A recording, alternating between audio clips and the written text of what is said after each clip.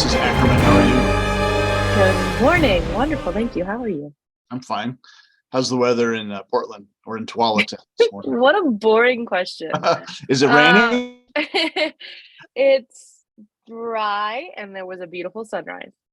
Well, that's unusual. That's an exciting question. So let's talk about the church. Is the church relevant today? And we might have a bias on this question since we're both active and involved and working for churches.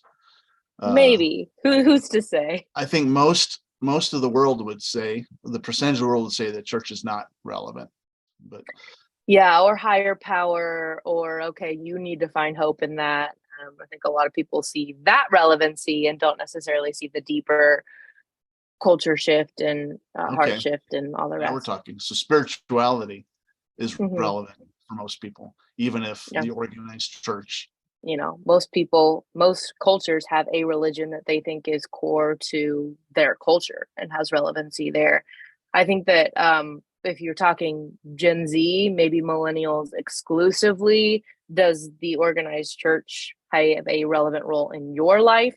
That's going to be a different question. And that's where I think we see most people saying no. Yeah, yeah, less and less so, particularly with the church. Organized church continues to let us down. So he's talking about how do we continue to stay close to God? And he's talking about the role that encouragement plays within that for us to stay in right relationship with God.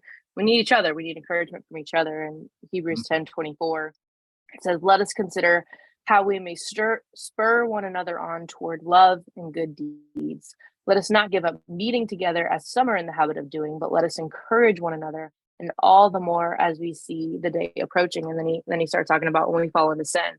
So this thing that is core to spirituality, which is drawing closer to God, drawing away from sin, how we need to be together to do that.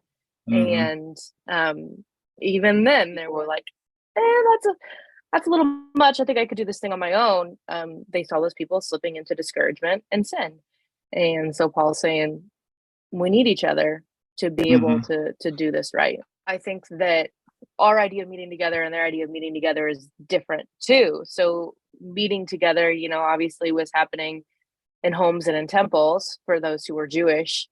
And it might have been you and your neighbor had prayer together in the morning before you went out into the fields. Yeah. And we believe that they observed a daily prayer rhythm of prayer multiple times a day, like the Jews would have followed, especially again those who were Jewish before they converted. And so that level of meeting together, or the temple was on the way to the thing you were doing. Well, you got two different things. You have like the organized service, which maybe was the day Paul's talking about, versus this daily thing. And I like the thought of a daily grabbing somebody before you leave and taking time to pray. And is that as valid as the once a week service, or is it more valid in some ways? There's community outside of your nuclear family, and Mm-hmm. so much prayer and church happens within that. But then also homes were structured differently, neighborhoods were structured differently. There's not locks and alarm systems, and people raise their kids all together. And so the access to each other to share in being the church and to share in prayer certainly looked different in the early church than it Mm-hmm. does now. The early church hospitality was a huge thing. The idea of opening your home to people, and Peter lists it as kind of connected to spiritual gifts. That Yeah. particular gift. I've noticed the people that seem to have the greatest kingdom of God impact are people that are always have people in their homes, Yeah. and it's hard. It's hard not to hunker down, and I think you're right. In our culture, in particular, our front doors are like gates, and our front Yeah. yards are like moats, and we're going to really be careful on who we let in, how busy we are, and how we've filled our lives with so much activity that we don't have time uh, Yeah. to open homes to people. And Yeah, and it's an intentional restructuring of everything if you're gonna live it. And our family's trying to get there. That's really a core focus for us this year is, are we having people over who weren't our closest friends? mm, Um, and even then, like when we do, what does that look like? What intentional loving on people? And I mhm. love that pretty much every time we're at your house, somebody stops by for a shower or for groceries or for a meal that you introduce me to them for the 7th time. To me, yeah, that's hard, but that's what our homes are supposed to look like. Huh. I like it that you see us living that, because I'm always like kicking myself for not doing it more. Well, if the theme is don't neglect gathering, then that's pretty wide open. And I think just by definition, we're already saying that he's that the writer of Hebrews is not just saying make sure you don't miss Sunday church services, but it's this wider thing of don't get isolated, don't get disconnected. Then I want to be careful, because what I see a lot of my generation doing is saying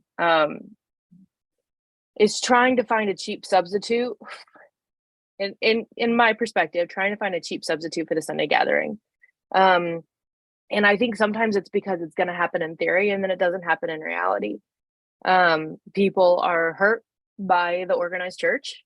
And there's a lot of legitimate grievances. So it's, well, I meet with my girlfriends for coffee once a month. And that's good. You should meet with your girlfriends for coffee once a month. But when you go back to the purpose of the gathering, I think that only hits one facet of it. And frequency, of course, matters too. So then if you want to talk the purpose of the church, why do we meet together? Why does this matter? It's so core to who we are as believers: encouragement and correction of sin. You got to have people who are really in your orbit to see where it is that you need encouragement and where it is that you need correction. That is part of it.